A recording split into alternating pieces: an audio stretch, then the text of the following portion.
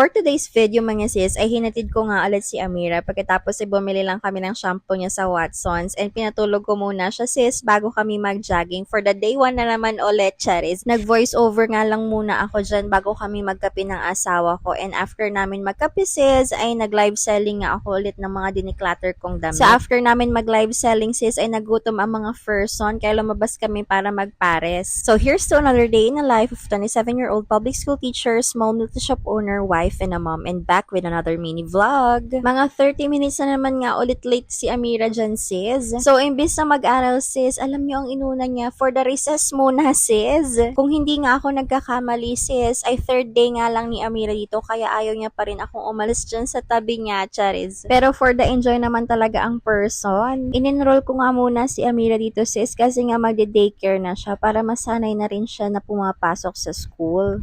How about letter W? W is for whale.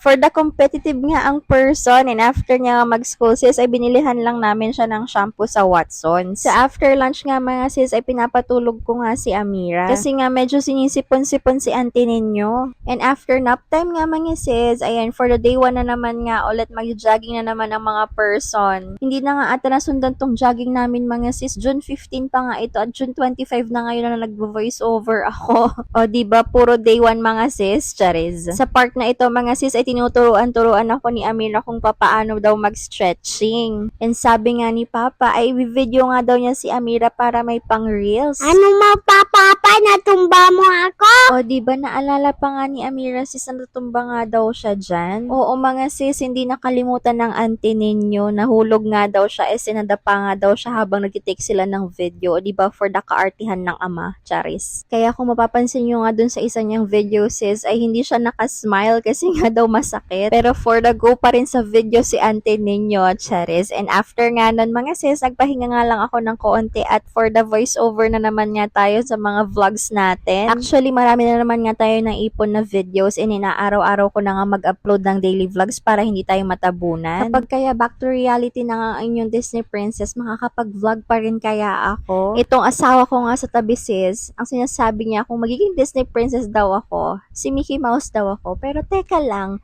wala naman si Mickey Mouse sa Disney Princess ha? Ano bang napanood yung princess na yan? Anyway, going back nga tayo dito sa vlog ko mga sis. After ko nga mag-voice over, syempre for the timpla nga ako ng kape dyan kasi magkakape muna kami bago ako mag-live selling. Ito nga yung last na live selling ko mga sis kasi nga pinaubos ko na yung mga iba naming damit. And actually, meron pa naman talagang natira kaso hindi ko alam kung ila-live selling ko pa ba ulit yun. O, diba, for the very productive ang person, dinideclutter na nga namin talaga yung hindi na kailangan, sis. Kasi nga, kagaya sinabi ko nung mga nakaraang vlog ko, ay may paggagamitan kami dun sa space na yun. So, after nga namin mag-live selling, sis, ay nagpares muna kami kasi mga past 11 na ata yan at hindi pa kami nagdi-dinner.